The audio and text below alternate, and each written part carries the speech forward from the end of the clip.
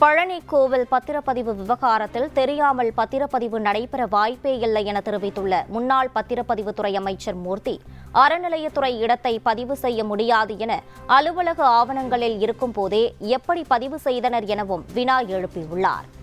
கோயில்கள் இடத்தை பதிவே செய்ய முடியாது.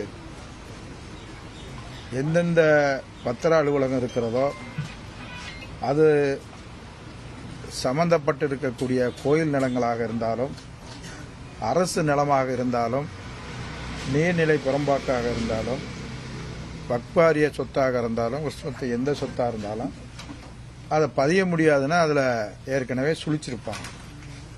ஏன்னா பார்த்த உடனே நீங்கள் அந்த சொத்தை பதிய முடியாது.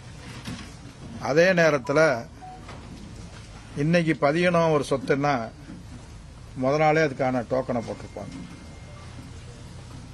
அந்த டோக்கன் போடாமல் பதிய முடியாது. அதனால் இதை தெரியாமல் பதிஞ்சிட்டாங்க, இது யாருக்கும் தெரியாது, இது யதார்த்தமாக நடந்தது அப்படிலாம் சொல்ல முடியாது. அறியாமையால். ஏன்னா இது சொல்லியிருக்கிறாரு, இந்த பதிவு இப்போ நடந்தது.